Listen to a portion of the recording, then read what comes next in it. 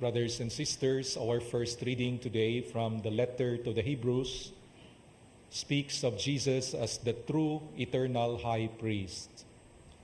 But unlike the Old Testament high priests, Jesus did not live in the temple nor offered burnt animal sacrifices to God for his own sins and the sins of the people. He did not need to offer animal sacrifices for his own sins, since he had no sin. Jesus mingled with people in their miseries and sufferings, and Jesus offered himself on the cross as the expiation for the sins of the people. And that self-offering on the cross was the culmination of a lifetime of offering himself as a sacrifice for others. He went about doing good, showing mercy and love and compassion to others, especially the poor and the needy. He preached the good news of salvation. Brothers and sisters, we too share in the priesthood of Christ by virtue of our baptism. And we exercise this priesthood like Christ did by offering our lives as a living sacrificial offering to God, by always doing God's will, saying no to temptation and sin and injustice and all selfishness, and showing love and care to others as Christ did. All our temple offerings, all sacrifices, prayers, and devotions in the church would be meaningless without this personal self-oblation of ourselves as a living sacrifice of praise to God the Father. This was something that the saints understood very well, this ideal of making their life a living sacrifice to God the Father. Today we honor Saint Agnes, Virgin and Martyr. She was only 12 or 13 years old at the time of her martyrdom. Her riches and beauty excited the young men of Rome, and they contended as rivals for her hand in marriage. But Agnes answered them all that she had consecrated her virginity and her youth to a heavenly husband who could not be beheld by mortal eyes. And so her suitors accused her before the governor of being a Christian. They were thinking that torture would make Agnes give in to their wishes. But Agnes repeatedly told them that she could have no other spouse but Jesus Christ.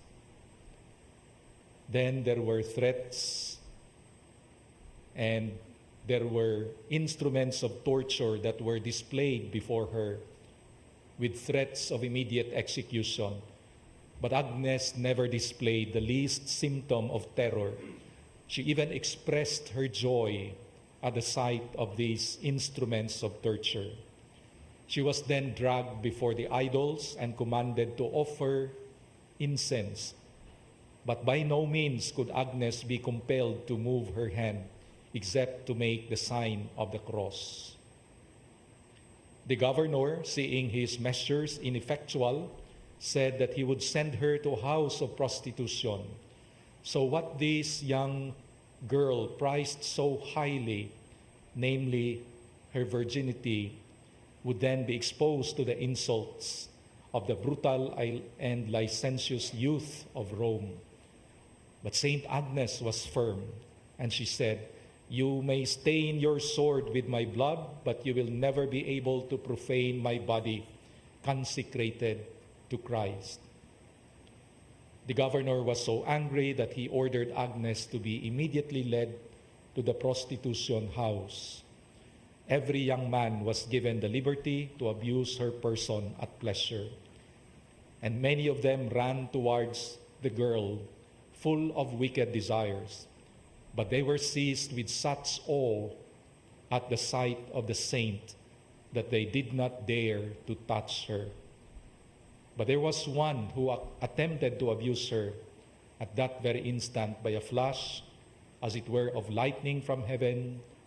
this man was struck blind and fell trembling to the ground.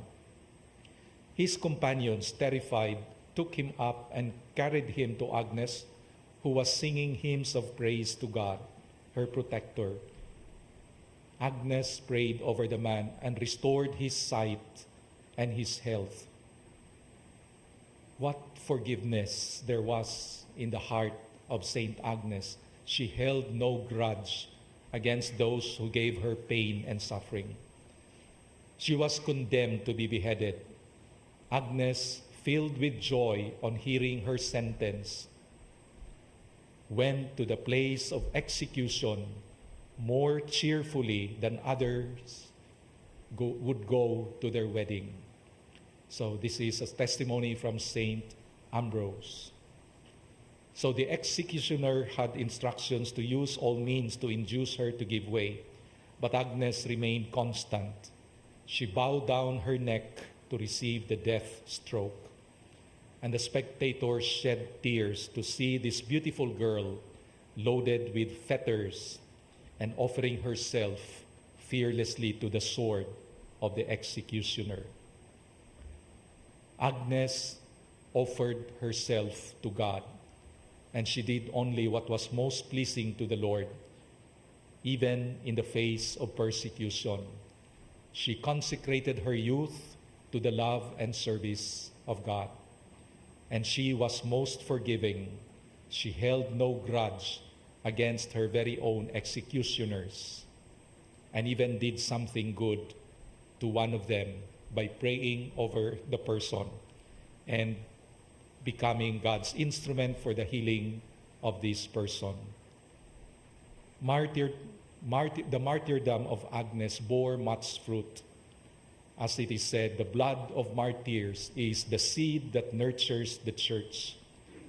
By holding fast to her chastity and her faith, Saint Agnes was able to win many young men and women over to the Christian faith. May our lives, brothers and sisters, be a source of inspiration and joy to others, not a source of scandal and discouragement.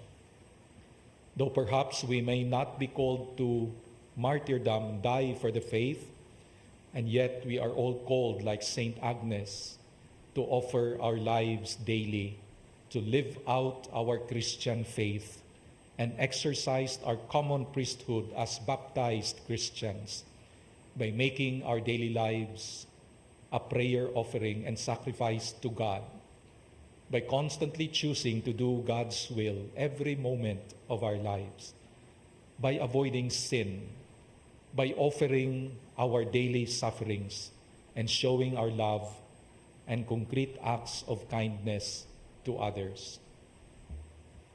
In the gospel today, Jesus did a concrete act of kindness, allowing the disciples to eat from the field of grain, and he was unhindered by such considerations like whether what he was doing gained the approval or disapproval of human beings, some of whom were enslaved by a literal, Pharisaical, legalistic interpretation of the law. What mattered to Jesus was that he was doing the charitable thing in accord with the will of God, his Father.